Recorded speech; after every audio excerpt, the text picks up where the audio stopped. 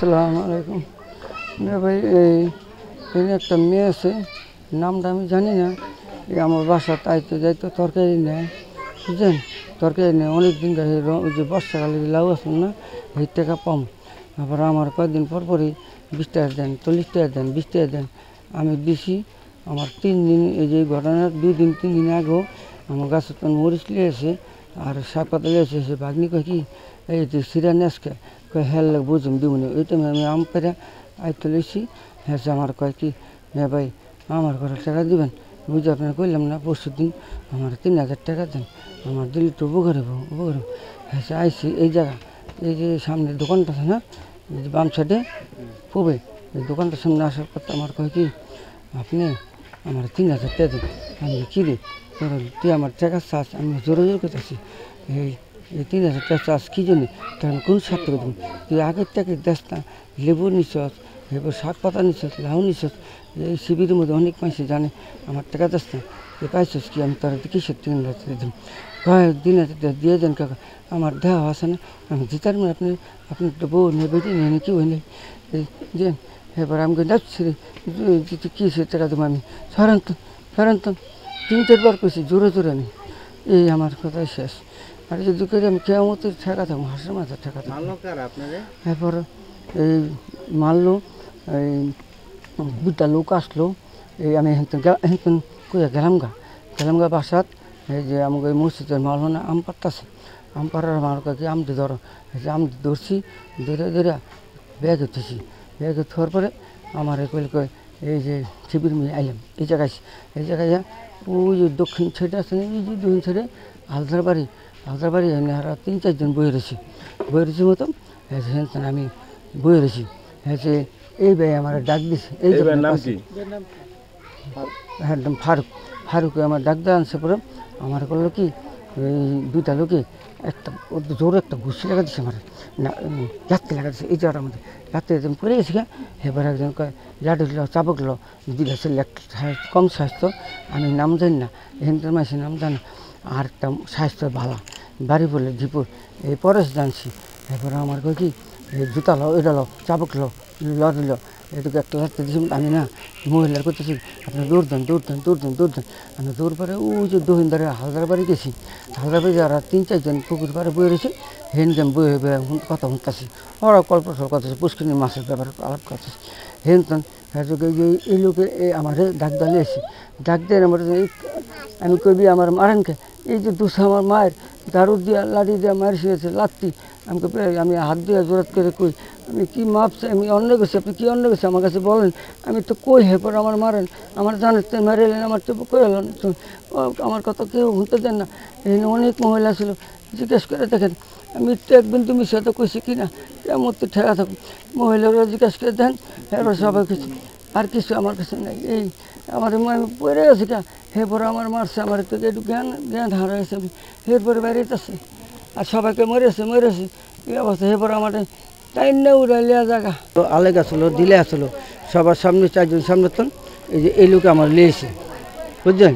এই লোক আসার পথে আমার লিয়া একজন ওই যে বেতকানা গিয়ে দীপুর আইয়া আমার একটা লাত্তি দিল। লাত্তি দেওয়ার পরে আমি দৌড়ে গেলাম গা। হ্যাঁ আমার আনছে আসার পথে লিয়ে এলো।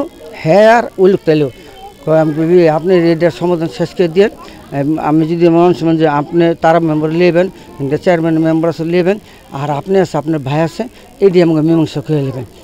যাই কলকাতা 2 লাখ টাকা দিও, তুমি আমার মীমাংসা করে দিয়ে দেবেন।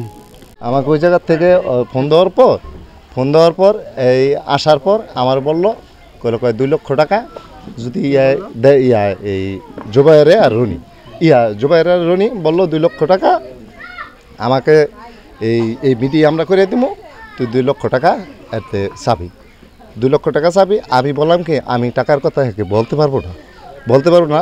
এটা হলো আমার গ্রামের মুরব্বি আছে, তারা মেম্বার আছে, রুল ভাই আছে, এই সেলিম সোহেল আছে, কালাম পাইক আছে, তারা সবাই ছিল, থাকবো থাইকা উপযুক্ত বিচার টাকার কথা আমি বলতাম না। কয় যদি তুই টাকার কথা না বলস তো তোর খবর আছে। এই কথা বলার পর আমি এর বললাম ভাই আমি যদি ওই জায়গাতে আসার পথে এরপর আমি বললাম ভাই টাকা এরা 2 লাখ টাকা চাইছে, কিন্তু টাকার কথা কিন্তু আপনি স্বীকার করেন না, টাকার কথা স্বীকার করেন না। তাই আমি আপনার কাছে যদি বইলা থাকি আপনিও কিন্তু ওই জায়গার ভিত্তি কিন্তু স্বীকার করবেন না টাকার কথা। ওরাই 2 লক্ষ টাকা চাইছে, এই তো বাড়ি দিয়া লাইছে। বাড়ি দেওয়ার পর আমি পড়ে গেছি, পড়ে যাওয়ার পর এরে মাইদুর কইরা এরা এই জায়গার থেকে ওই দোকানটার সামনে নিয়ে গেছে।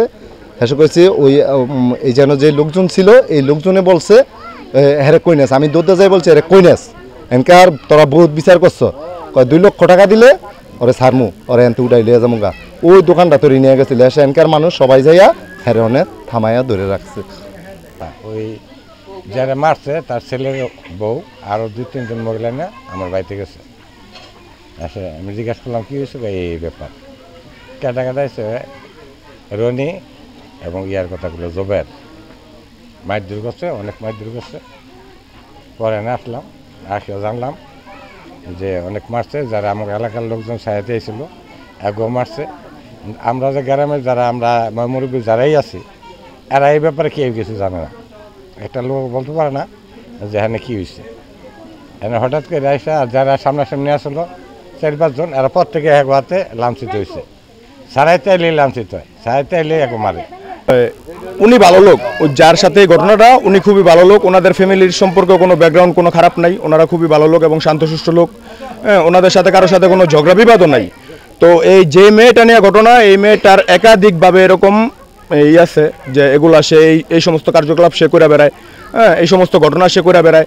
এখানে এই শিবিরে মোটামুটিভাবে 45টা ঘর আছে, সেই 45টা ঘরের মধ্যে বাকি 40টা প্লাস ঘর তার নামে সে যে অকারেন্স করে এই বিরুদ্ধে তার বিরুদ্ধে কমপ্লেন করছে। এখানে তুই আমাদের 3000 টাকা চাইছস, তা আমি আবার কইলাম যে তোর দাম লাউয়ের টাকা আমি সেই টাকা দিতে পারস না, তুই আমার টাকা দিবি কইতাম। ও কইছে যে আমার দেহটা আছে না, এই কথা কওয়ার পরে বেটা জুতালয়ে উঠছে, জুতালয়ে উঠছে পরে বেটা শর্মে গেছে গানতে যাওয়ার পরে বাইতো আর যায় নাই, ওই পাড়া গেছে।